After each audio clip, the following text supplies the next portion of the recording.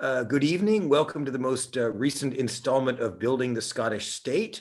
I have the great pleasure to have with me Christina Hendry, who is the number 3 on the list in Lothian for the Alba party and the upcoming Holyrood elections. So I just want to say, first of all, thank you for Christina for being with us this evening. Thank you so much for having me. Privileged to be here. Absolutely. So just tell us about yourself. What's your background, where you come from, how did you get into politics? Just kind of give us a short biography, if you could, please. So I am 25 years old. I grew up in the Scottish borders, about 10 miles from the border with England.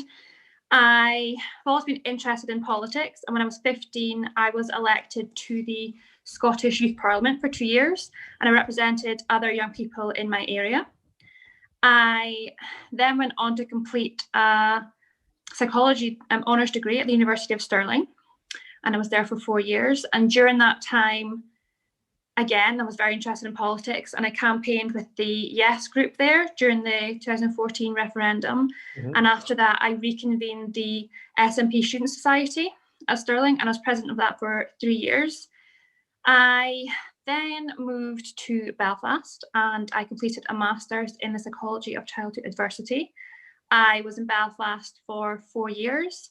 I volunteered when I was there with Bernardo's and worked with the children of Syrian refugees. As they moved to Belfast and settled into a new life there, I was supporting the children. Mm-hmm. I then worked in a school and supported young people with additional needs. And I moved back to Scotland, and I work in the NHS. Okay, all right. And have you? What has been your professional experience up to now? I mean, you've obviously spent a good bit of time with on your education. What is your professional experience thus far? So, worked in a school for 2 years. Like I said, supporting young people with additional needs. So I think that opened my eyes quite a bit to. Yeah. What experience? What experience did you derive from that? How does that inform how you see being a candidate, and what you would like to do if you're elected as a MSP? I think it's important to realize that people need supported in different ways. I think it's important to realize that as a society, we don't leave anybody behind. Mm-hmm. Especially, like I said, working with people with additional needs, I think it's important that everyone is given a voice and everyone has access to services, everyone has access to opportunities. I think also volunteering with Syrian refugees and the children, I think it's important to realise we want to be a welcoming society. We want everyone to feel welcome here. And again, we want to be able to support everybody. And I think that's the best way we'll grow as a society. Okay, all right, and just give me a sense of your own political history of how your how you got interested in politics. How you're obviously you're quite young, compared to me especially, But I mean, have you always been interested in independence, and what? How did you become a candidate? I mean, just talk about your political background and how you reached this. What I would consider a pretty exalted point of being, number 3 on the Lothian list of 32 candidates, Scotland wide. So tell us a little bit about your political involvement and how you got to this point. So I'd say I've always been interested in politics, more so probably than a lot of young people. And I joined the SNP at the age of 12 when I was allowed to. I've always campaigned. I've always been passionate about talking about politics and talking about our country, talking about our future, because I think it's a conversation that we need to have. We need to involve everybody.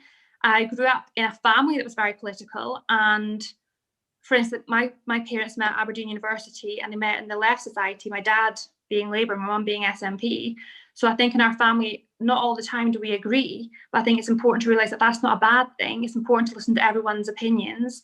And I think my family have always encouraged me to say what I believe in and stand up for myself, but also respect other people's opinions and stand up for others when they can't stand up for themselves. So like I said, I've been involved in politics for many years, helped with many campaigns, and spoken to many people about like Scotland and what they want Scotland to be like. I think the independence referendum was very different in that it was very much a grassroots campaign, and people who'd never been involved in any political party before got involved, and that was really, really great to see. People were so enthusiastic. And obviously after that, I think it's important to realize that that's not finished. Like, we can still be enthusiastic and we can still all talk together, whether you're from a party, whether you're from no party, about the future of Scotland. I'm very interested in psychology, given my studies, and I really want to go on to become, hopefully one day, a psychologist and to be able to support people. But I never probably would have envisaged, like this time last year, I'd be standing as a candidate. I'm sure a year ago you weren't thinking about, you wouldn't envision that you would be having an interview of this type. No, not at all. I think one thing the past year and a half has taught everyone, though, is you can't predict anything. Like, things are very unpredictable. So when the opportunity came about to stand as a candidate, I thought to myself, yes, I'm quite young. Yes, I do want to go on to continue what I've started with my studies, but at the same time, I think it's important that young people, especially young women, have a voice. So I thought, well, I can be that platform for this election. It's a very unique election with the Alba party. I think for a while I was beginning to feel disillusioned with the SNP, and I kind of felt like members didn't necessarily have much of a say in what was happening in the party, which got more and more concerning. But then when Alba came about, it's so nice to be part of something where everyone's listened to. For instance, all of our candidates have had an input into the policies. All of our candidates come from a vast range of experiences and backgrounds, and we're building on that. We're using that, which is brilliant to see.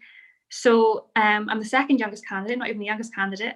There's another candidate who's slightly younger than me, and I think both of us feel that, yes, we're young, but that's actually a good thing, and it actually might encourage more young people to get involved in politics, because politics isn't boring. Politics isn't just for middle-aged men. Politics is for everybody, and I think it's important people see that. Yeah, I'm just my own reflections. I'm a bit older than you are, and I grew up in the United States, and I spent some time in Glasgow in the early '90s, and I had a girlfriend there at the time, and I remember with my aunt and uncle who lived in Govan, and politics was just this thing you didn't talk about. It was so, dire. I remember, my uncle, I'm not sure I remember this accurately, but you see, watching Thatcher on the TV or something and just being so disgusted with it, absolutely revolted.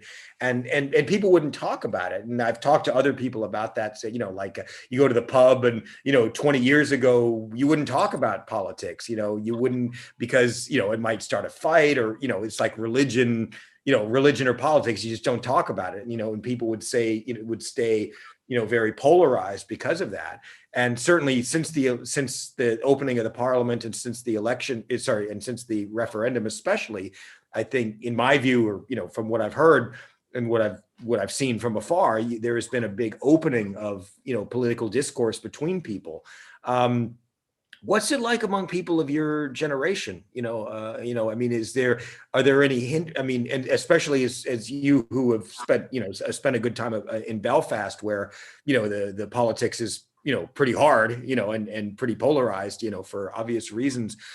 How do people of your generation communicate over politics? Is it completely freewheeling?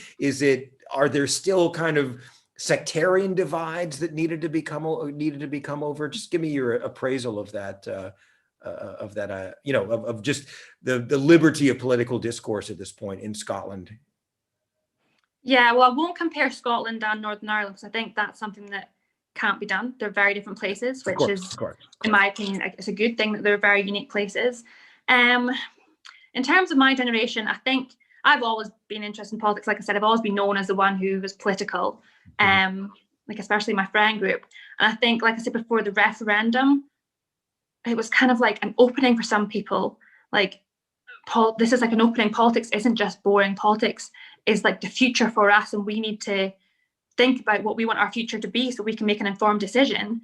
So I think with my generation, politics became kind of more like open during the 2014 referendum. I think as well, given the fact that 16 and 17-year-olds were granted the vote then, and now obviously they're able to vote in Scottish Parliament elections, I think that has maybe possibly encouraged more young people because they feel engaged, they feel like their voices can be heard, and they feel like they have a say in the election and obviously the referendum. I think with the referendum, things opened up, and I think they've not closed. That door has not closed. More and more people are getting involved. And I think especially with social media, people are able to communicate with others. Maybe in their own friend group, they hadn't found someone who thought the same as themselves, but with social media, they can engage with others. They can, especially during the pandemic when you can't meet up, there's still a discussion going on online because we're able to. Okay, and given your educational background in psychology, if were you to be elected to the Holyrood Parliament, aside from independence, of course, what would you like to focus on, and what areas of policy would you like to help evolve if you become a member of the Scottish Parliament?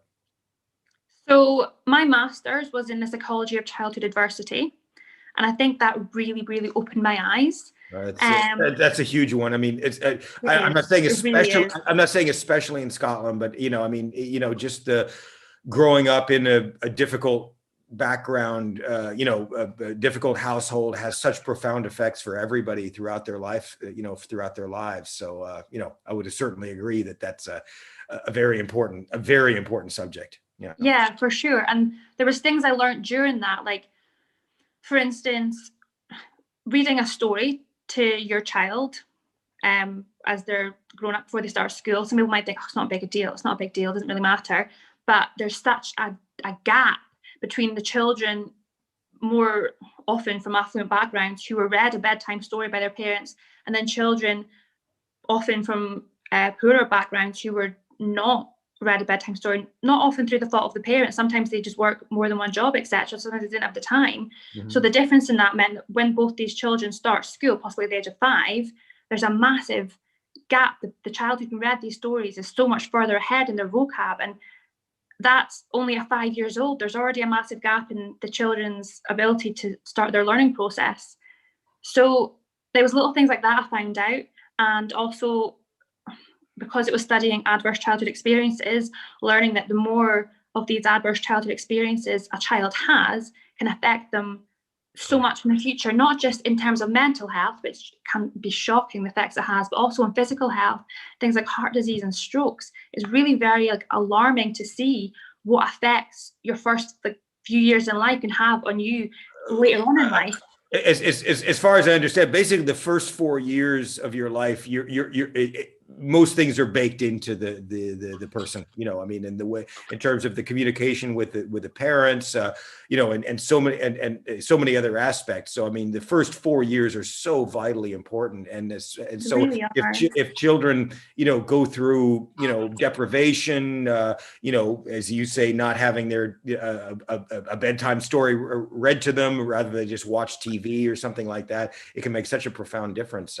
Absolutely. It really can. Yeah. And right now, there's 1 in 4 children in poverty in Scotland, around that. And then in the next few years, there's been suggestions that it'll be like 29-30% by like 2023. And that is just staggering. And it's very upsetting that there's this many children who are having this start in life that it's just not fair on them.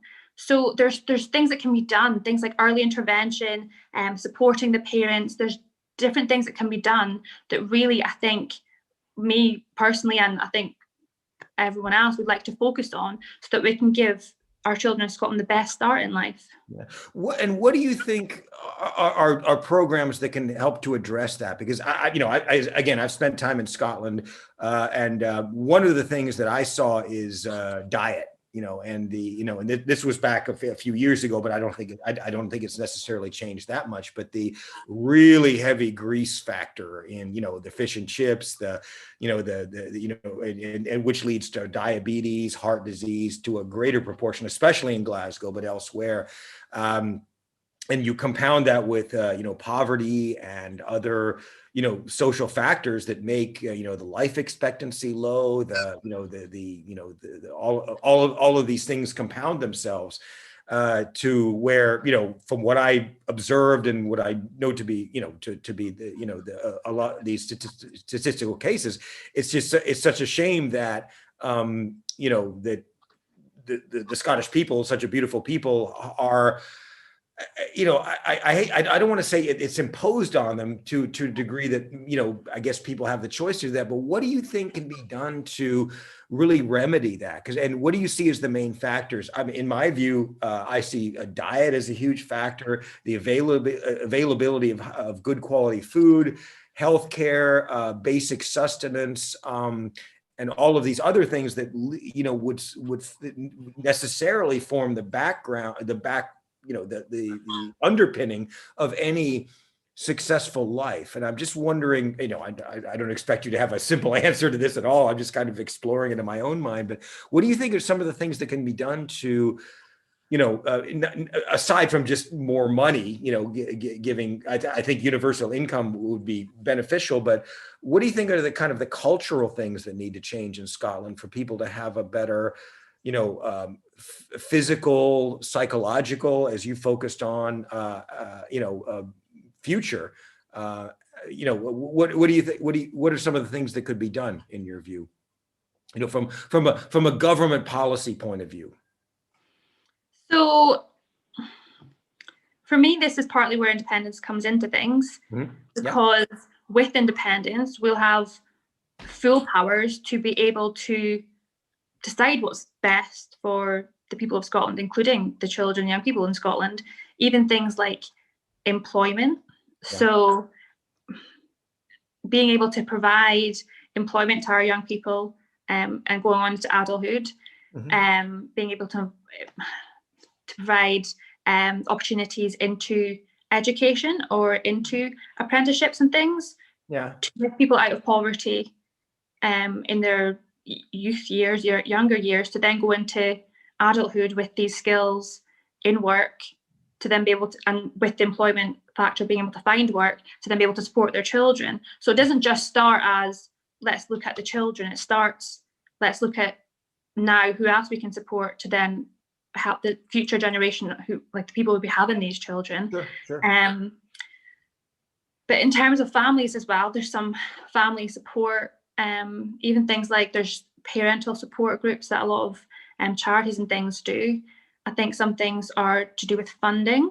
I think as well, coming from a psychology background, given the mental health impact of the pandemic that will be on its way, we don't even know the extent of yet. No, I agree. I totally agree. I think everybody's shut up inside, and we don't even know what people are collectively going through, in terms exactly. And especially for some children who possibly have not had a garden to play in, they possibly have not had the space to complete their online classes. They might not have the resources to complete their online classes. We don't know what effect all these things are going to have, especially mental health. I think, just me from my psychology background, there's maybe not enough psychologists to be able to support these children and young people. I saw a report done a few years ago with the Scottish Government and the British Psychological Society, and this report was basically recommending more assistant and trainee educational psychologist positions. Sure. And these assistant psychology positions are great because they aren't fully trained, so they're not paid as much, they don't cost too much to employ, but at the same time they can learn these invaluable skills from trained educational psychologists, and also they can complete work an educational psychologist can then go on to complete the work only they can do. So it means more children and more young people can be supported. I think there are lots of things to look at. I think even with the recent proposal from Alba about free access to sport for all young people, I think that itself is a massive step in the right direction, because this will have, like you say, support young people with the physical impacts, help them like get healthy and exercise, but also mental health impacts with exercise. It can reduce mental health issues often. So I think things like that are definitely things that we should be looking at in access. And based on your knowledge of the devolution system, you have certain powers that are given to the the Scottish Parliament, and the other ones that are reserved to Westminster. I'm just wondering what your view is of what independence would mean in these areas that you're talking about, and I know and how what new powers could be achieved through independence, and how those powers could be employed to address the important issues that you address. I know I'm being kind of vague about that, but I mean, from your knowledge, it basically, in what way do you see that Holyrood government is restrained at this point, to where if there was independence and the Scottish government had full powers, that they could do more? Basically, how is Holyrood held back at this point from doing what the things that you advocate in your view? I think one of the big things would be it's on a budget, in the sense that it gives money to Westminster and gets the money back, but they're restricted in where they can spend that money, given the current system. Yeah. So they can spend a percentage of that on education, depending on how much was spent, like in the UK Parliament. I think that's one big factor. Things like Trident, I do not believe that Trident is necessary. That it's a massive amount of money. Surely that money could be better spent supporting our children and young people. So that's one factor. Another, like I've said, would be employment. We don't have control over employment. We're not able to make sure we create opportunities for our young people and our adults.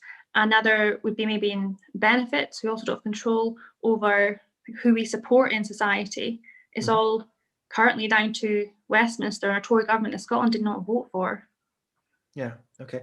And I don't know to what extent you've given thought to this about, the role of the government in creating jobs. And for example, I live in France. I work for a university in France, and about 55% of the jobs in France are government jobs, or, in one way or another, whether you're working for this, and then so that leaves like 45% to the that are private sector jobs. And I know it's much lower in the UK, but how do you view, resolving unemployment? Do you think that there should be more government jobs, or more, public sector jobs doing a variety of factors, or should there be more kind of encouragement of public sector jobs? I know that's a very open question, and again, I'm not expecting that you would have given this issue a lot of thought beforehand, but how do you see that, just in the role of the state in creating jobs, and to what extent they should be, because there's so many, very sketchy, dodgy public sector jobs with 0 hours contracts, with, very unstable, no benefits, no pension, all that. And, as opposed to public sector jobs, which can be more generous. How do you see that going forward in terms of creating employment for Scots, to, and to what degree and kind of the balance between the public and the private sector, to the extent that you'd like to comment about that? So I think touched upon what I said before about funding. So even in what I said about assistant psychology positions, because obviously this is the area I know most about. Sure. I would feel there's a lack of possibly graduate jobs. So yeah, sure. And when what's the point in someone spending 4 years at university, getting themselves into debt? Yes, we have free tuition, which is absolutely fantastic, but you're still living costs and things like that. You cannot most people can't work full time when they're studying unless like something has to give. So I think, and we need to look at how we support our young people who have finished their studies, and then make sure there's viable work out there for them. Assistant psychology positions currently are very, very, very competitive. Yeah. A lot of the time they ask for previous experience to be able to get that, but then you can't get onto the ladder. So people have to look for work. Yeah, it's a vicious cycle. You can't get it. You can't even have a chance unless you have experience. You can't get experience unless you've had some kind of chance or you know. Exactly. So I think in terms of graduate employment, that's something I really think we should be looking at, because like that can, as I said before, that can then happen in later life. And for the children of these people, I think even things like apprenticeships where people can learn skills, I think with the full powers of a Scottish government, we can use the money where we see fit. We are the people of Scotland. We know what Scotland needs. We know what is best for Scotland because we live here. So we don't have to be dictated by a budget set by the government in London. Mm-hmm. So I think it's terms of being able to look at what Scotland needs and when Scotland needs it, and being able to put the funding into that area, because we have full control over our pocket basically, and the money that we have. Yeah. And the money can go back into Scotland instead of having to go out of Scotland. I totally agree. And how do you, and what other changes, I mean, given the current devolutionary settlement at this point, and then what Scotland could become, once it becomes independent and adopts a written constitution and forms its own alliances with other countries and all that, what are some of the changes that you would like to see, and how do you see a future Scotland in 5 or 10 years, assuming that independence could be achieved relatively quickly? What are some of the big picture changes you'd like to see, basically? Well, the thought of Scotland becoming independent to me makes me so happy, because it's, in my head, it's such a bright future. Like, we can decide what happens to Scotland. And yes, some people say, oh, well, we shouldn't have this party, we shouldn't have that party. But with independence, we as Scotland can elect who we want. Like, we can then change things as they move forward. I'm part of a Scottish traditional dance group, and we've danced all over Europe, met other youth groups in different countries, and met with different cultures. It's all about getting to know each other's cultures and getting to know people from other countries. So for me, Scotland being independent, we'll be able to have relationships with these countries as an independent country, as our own voice. We don't have to let the UK speak for us. We can speak as Scotland and, like you say, form different relationships with all these different countries. I really do think the world would welcome an independent Scotland. Often on these trips I've gone to, visiting other young people in different countries, they don't understand why Scotland's not independent. A lot of them were surprised that Scotland isn't its own country. They didn't understand the concept of the UK and Scotland, because Scotland is such... It's not easy to explain.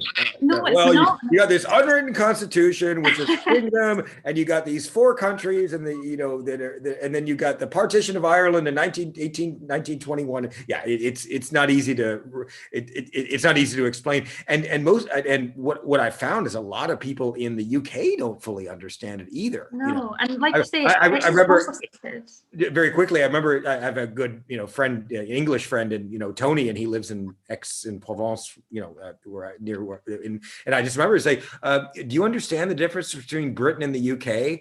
And he didn't. He grew up in England, but he couldn't say what's the difference between the UK and Britain, and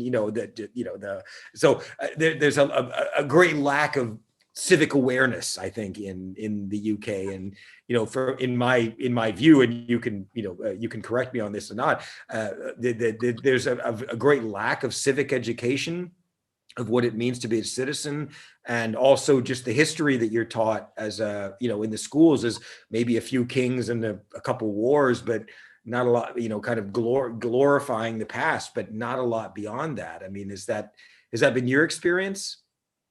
Yeah, so I studied Scottish history for 2 years at university, because in Scotland, obviously, you study your main degree subjects and then you can pick other modules in your first 2 years. Mm. So I studied Scottish history, which I really, really enjoyed, finding out about the history of Scotland. I think people often say, oh, forget the history, it doesn't matter, forget the past, it's in the past. No, I think we should look to the past to be able to look to the future. The past is there for a reason, like we have to learn from it. And I think from the past, Scotland's been independent more than it's been part of the United Kingdom. And when Scotland was independent hundreds of years ago, Scotland had relationships with other countries in the world. And I think that's something I really want to be able to form again. I want Scotland to have its own voice. I want Scotland to have its own platform, and be able to speak for itself. Scotland, like I remember a few years ago, there's something about the fishing industry, and someone in Scotland raised it as a concern, but it was just shunned down by the UK because it was a UK platform they're speaking on. It doesn't matter, but it does matter. These are people's livelihoods. Absolutely. And it's important that we think about that and are able to develop on that and make relationships with other countries in the world. Okay.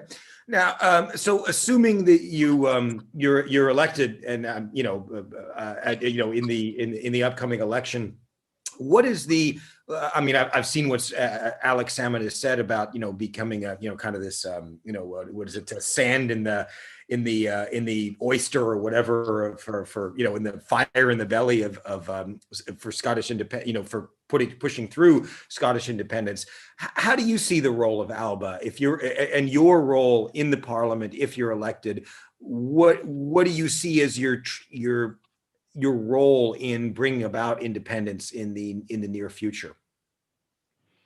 So I think possibly it could be our job to hold the other independent supporting parties to account. Mm-hmm. Like the latest, I think there's like 10 polls or something. More people supported independence than not, and I think it's something like 4 out of 5 young people or something like that support Scottish independence. People want Scottish independence, and it's up to us, it's up to us as like one party, but also as a group of parties to look to make that happen. I think it's wrong to say we've got to choose between the recovery from coronavirus or independence. I think we need independence to be able to recover from the effects of the pandemic. Like I say, even mental health effects we haven't even seen yet. I think, like I said before, Scotland's best place to decide what's best for Scotland. Sure.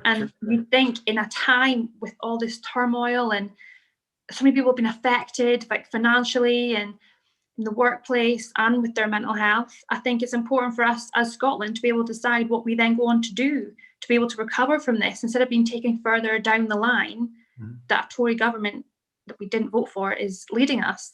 So I think Alba in the Scottish Parliament can hold people to account and push forward independence for Scotland, which is what so many people support. Mm-hmm. And what do you think are some of the mechanisms by which independence can be achieved? International law is pretty silent on how countries become independent and whether that's internationally recognized. I mean, there was a recent court case in the ICC which basically said that Kosovo could be, that Kosovo declared independence. There's nothing, and there was nothing in international law which prevented that. What do you see as some of the the alternate means if the Section 30 order is continually denied by Boris Johnson, and holding a wildcat referendum out of Catalonia is problematic? What do you see as some of the potential other means of achieving independence, or maybe a combination of several? How do you see that? Because I mean, in my own view, I don't see Boris Johnson saying, "Oh yeah, take your Section 30, no problem." I don't see that. So, and I know that Alba, I know that Alex Salmond has left the palette pretty wide open as to how it can be independence could be achieved. But how do you see it, and what do you see as some of the potential avenues? So I think it's like you say, a Section 30 is not the only means of independence. It's not a case of, can we decide to be independent? Is that okay? And Boris Johnson's been like, no, and we're like, oh, fine, never mind, just forget it. That's not what. There's more options. Let's say.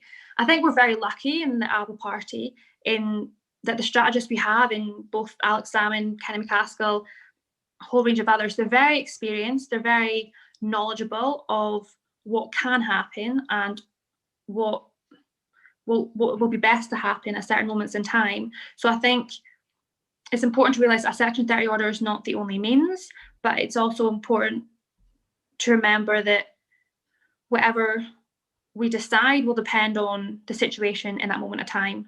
And we will be led by people such as Atsam and Ken McCaskill who know what's best. Okay. All right. Go through a few of the questions. Let's see. This was from about 20 minutes ago. You look at all the cheap and nasty foods. They are buy one, get one free. Need to change the shop's way of thinking. You can respond to that as you will. Obviously, that's a question of a policy. Dave Llewellyn, Christina has a chance of getting elected in third place in the list if we can get around 15% of the Lothian vote. Agreed. I guess that's not a question because it's an affirmation. But if you'd like to say anything on either of those. So I think with the first point, I think that's an important point. I think sometimes people can think it's harder to eat healthily, given like someone on certain foods. I think part of this may be education, in allowing people like means to be able to eat well, able to eat a balanced diet, but able to not have it cost an absolute fortune. But I think there are ways to do that, but I think often people don't realize, and I think it's about educating people and suggesting okay foods and the benefits of foods. I have a question because, I live in Rennes, France, and just this morning I went out to the local market. They have almost every day in different parts of the city. And, the different stalls, I mean, vegetables, vegetables, crepes, meat, everything, all these lovely stalls, really. And I'm in I wouldn't call it a deprived area of town, but one of the lower income areas of town. And so I'm able to go there and get I spent about 30 euros and got pretty much a week's worth of vegetables. Do you have anything like that what is available to where you can go down? I mean, is it just the grocery stores that you can go to? Are there decent farmers markets? I mean, just in terms of getting good quality food. I mean, what are the options at this point? I think it obviously varies throughout the whole of Scotland. Sure, I think as well, obviously the pandemic has an effect on that, considering that often we can't have stalls or host markets currently. From my understanding beforehand, there was multiple farmers markets in the town I live in. There was farmers markets, I think it was something like once a month, and that was great. Once a month? There was, yeah, as far as I remember, like obviously this is going back like a wee while, considering how long we've been in the pandemic for. Sure. But there was opportunities. I know there was a local market in the town, local car park that people were hoping to build upon. Mm-hmm. That was every Saturday. But I think it's very important, especially if we shop locally and we're able to support our local farmers. And I think it's important for a variety of reasons, in that we support our local industries, our local farmers, but as well as that, environmentally, instead of having to ship goods from all over the world, I think it's important that we know maybe what's in season in certain times of the year and we can eat those foods. I think, like I said before, a lot of it's about education. Sometimes people don't understand the benefits of certain foods. And I think I've even learned a lot. In lockdown there, I took part in a boot camp to try and just, because it sometimes was hard to motivate yourself to eat well or go outside and exercise. So I took part in this boot camp, and the things I learned about food and diet, it was extraordinary. Things I thought, oh, I know that, but I didn't. Benefits of certain foods, and I think that's something that we should build upon. I think it's something that everyone should have access to. I really do. Just speaking as someone who has not lived a long time in Scotland, but spent a good bit of time and lived in France for the past 25 years.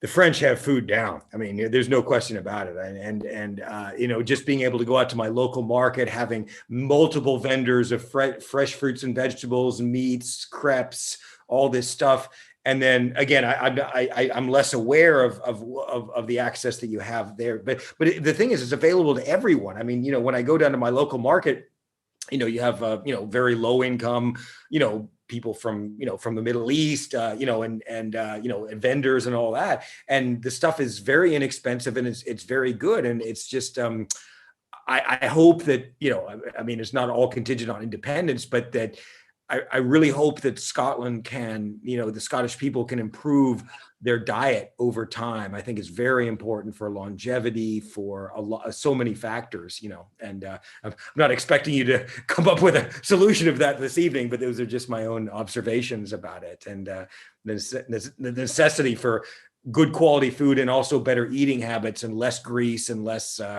less fat, and less fish and chips, and more veggies and stuff like that. But anyway. Yeah, no, I think that's important. I think possibly, I'm not going to say exactly what could happen. This is not fully my area of expertise, but I think with independence, we might look to support like local industry more, because we might see, like, we're Scotland, like, it's good to invest in ourselves and in our local businesses and things like fresh food, etc.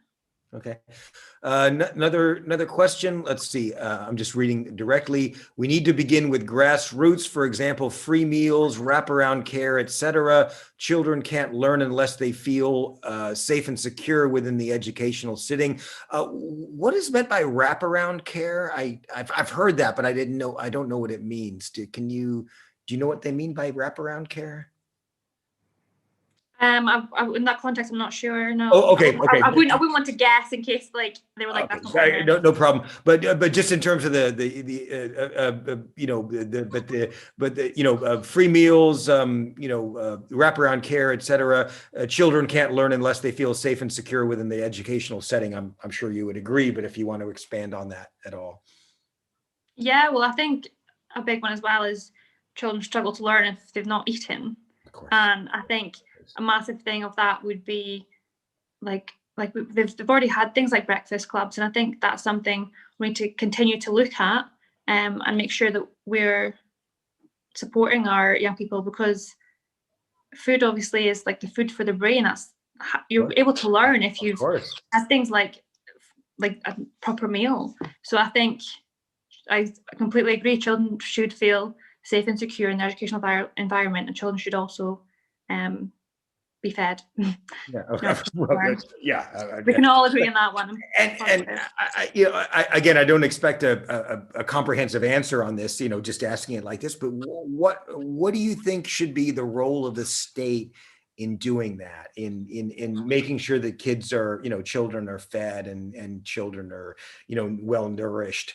I mean, in the United States, where I'm from, there's kind of this antipathy to the nanny state that provides everything, giving all this free stuff. And, there's kind of an ideological bias against, direct help to people. And I think that the attitudes in Scotland are different, but how do you, how do you see the role of an independent Scottish government in providing things like food and education and this type of thing to children and to people? How do you see that? I mean, again, it's a very open-ended question, but yes. Well, I think it's like I said before, with an independent country, we can decide how we do these things, how we support people, how we run our education system. Yes, obviously, currently we do control education, but we're limited in what we can do with things like funding and spending. I think with independence, if we have full control and knowing that people of Scotland know best about how to support the children and young people in Scotland, I think that's the way we can move forward. I wouldn't say right now this is what we need to do here, here, and here, because things change all the time. Oh, of course. I'm interviewing you as someone, who you're 25. Your life experience is what it is, and I'm asking these questions just on kind of your own sentiments about it, not necessarily having a comprehensive answer immediately, which I think is, any politician which actually thinks they do have a real answer is probably lying. But no one knows everything. Exactly. I think we all need to remember that, and this is also why I'm so happy to be involved in the Alba Party because we have people from all different walks of life, and we have a lot of people who have been teachers. And I'm sure you remember you interviewed Heather, and there's people who bring different experiences and have different ideas of what works best because they have worked in those areas. Exactly. I think if you're controlling education, you listen to the teachers and people who work in education and the support staff, like they know best. We don't just listen to a couple of advisors, listen to those who actually work in the industry. I think that's something we really need to look to do, because those who work on the ground are the ones that know best on what needs to change, and we have to listen to these people. And I think that's one thing I'm so happy to be a part of the Alba Party, because we are listening to all of our candidates who have a vast amount of experience, and we are listening in terms of what we do with our policy. Okay. I'll finish off the questions, and then I'll just start going into, your closing thoughts. What about a central bank to borrow our own money? We print it. Should that not be tied to the Bank of England? I guess I'm trying to make sense of the question, but and you're not necessarily an expert on fiscal policy, but how do you see in independent Scotland, economic issues, whether Scotland should have its own currency? How do you see things? I think that's what we need to look at. I think given the white paper we had last time, which was extensive, it was brilliant, it contains so much information. I think though we're going to need to look again, because so much has changed, and so much has changed even in the past 7 years regardless, but so much has changed even in the past year with the pandemic. So I think these are things that we need to relook at, and we need to see, well, does this still fit going forward? So in terms of currency, I think that's the party are actually going to be talking more about this at the weekend with their candidates, and then people will hear more about all of our policies next week when the manifesto is announced.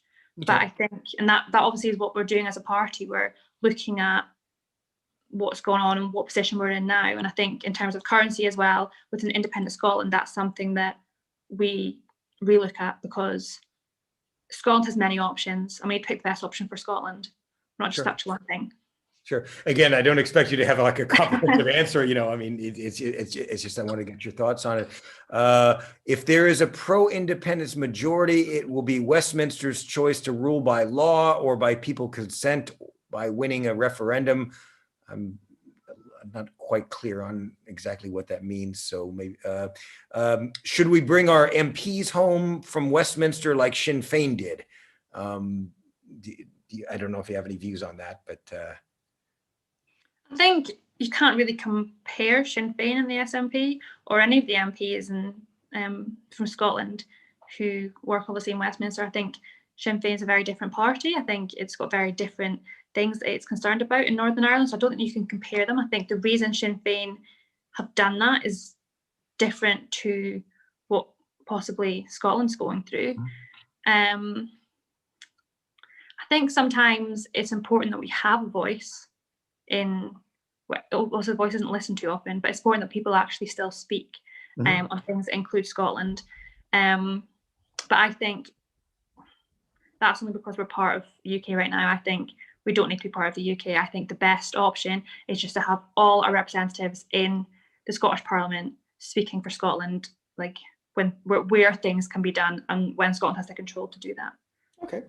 All right. So we'll begin to wrap things up, but let's see.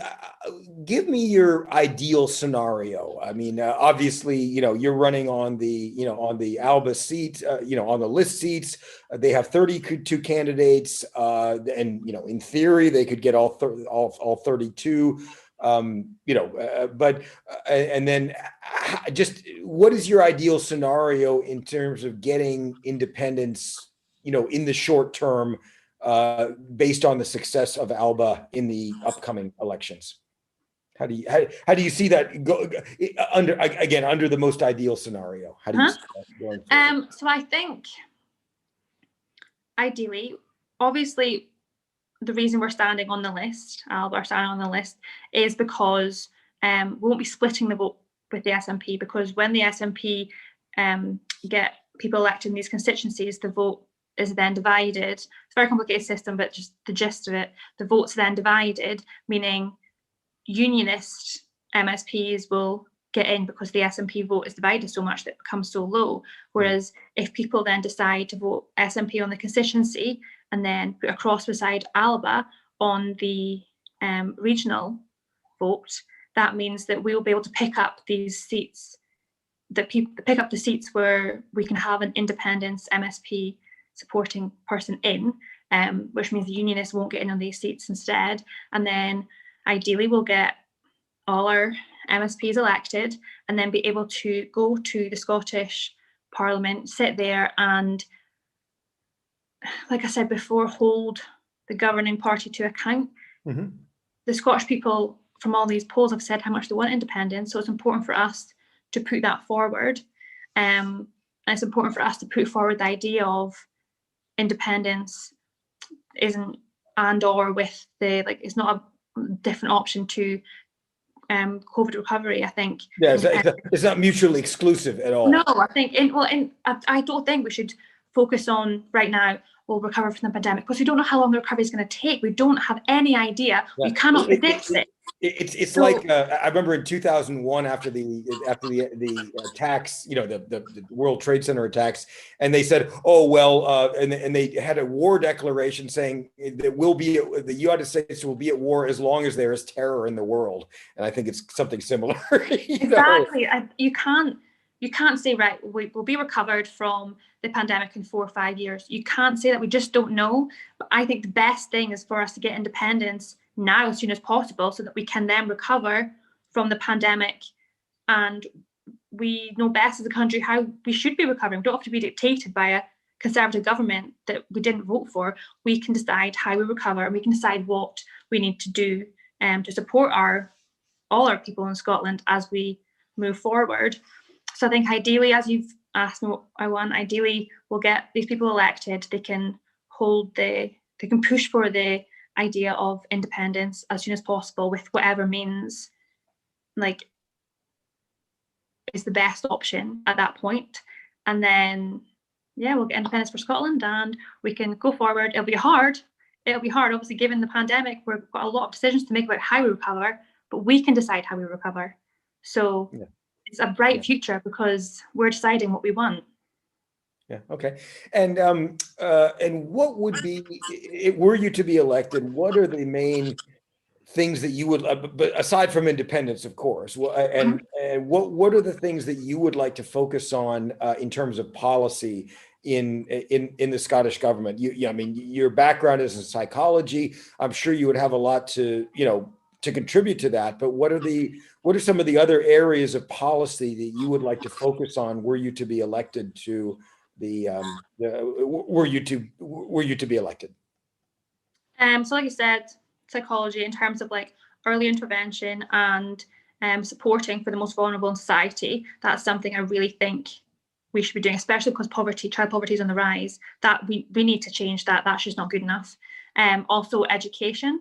I think we should be supporting those in the education system, supporting our teachers and support workers, etc. They have done so much during the past year and a bit during the pandemic.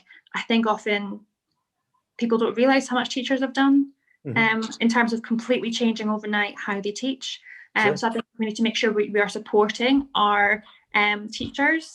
I think also climate change is a big one. I think we should be, like, we are young people and our future is Scotland. So I think climate change is something we need to look at so that we have a future in Scotland. Like, Scotland is still like well in terms of like the climate. I think another one would be obviously poverty, as I've said, supporting the most vulnerable in society and making a more equal society. Another area possibly would be in pensions. I know a lot of women, especially those in the WASPy movement, who have been affected in their pensions. And I think whilst obviously I'm very interested in supporting children and young people and being a youth voice, I think it's important we stand up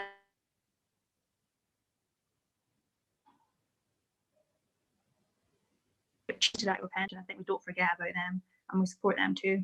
Okay. So I think there's a lot that I think I'd like to work on, because But whilst I'm young, primarily, yeah, primarily in the social welfare area. exactly. I think for me, it's about being an equal society, supporting everybody, and making sure we don't leave anybody behind. Yeah. Come together. I think that's what I'd like to look at going forward. Okay. All right. You cut out a bit, so I think I got the gist of what you said. Yeah, yes, fine. You cut out a bit, but anyway. Okay. Well, we'll be wrapping this up, but just if you wanted to make some comments, kind of wrap up what your candidacy is about, why you think it's important that people vote Alba on the list seat, and what you see as a future, what you see in independence for Scotland in the future. So in terms of my candidacy, as I've said before, yes, I'm young, but I think that's important in that we stand up for young people and make sure that their views are heard, especially going forward in the pandemic recovery. I think, as I've said before, it's about standing up for everyone, including the most vulnerable in society, and that's something I'd hope to be able to do. Also providing a platform for women, especially young women. Recently in society, I found that often young women and women as a whole maybe haven't had their voices heard. They've just been pushed to the side. And I think we need to be standing up for everyone, and that includes women. Mm-hmm. So I think in terms of my candidacy, I want what I believe is best for Scotland, obviously, is with independence. And I think anyone who believes that independence is best for Scotland, I think we should come together to ensure we're able to make that happen. I think you can't deny the way the system works with SNP on one paper and SNP on the second. I think you can't deny that those votes on the regional list do not count as much when they're divided. So why not vote for a party that's not standing on the constituency, not standing against SNP? We're not contesting seats in the constituency. We're standing on the list to be able to push forward that supermajority for independence that we so wish for. So I think my closing words would be to anyone who believes in a socially just society, believes in an independent Scotland, believes in Scotland having its own voice, really consider how you use your list vote, and really consider what it means and how the system works, and consider giving it to Alba so that we can push forward and help create this socially just Scotland that I'm sure everybody wants. Okay. On that note, thank you very much, and stick around for a couple minutes while we can chat after. But thank you very much for being with us, and I hope that our viewership has appreciated our conversation. Thank you so much for having me. It's been great to have, like I've said, a platform speaking for young people and for speaking more about my experience and what I can bring. So thank you so much for having me. It's been great. My pleasure. My pleasure.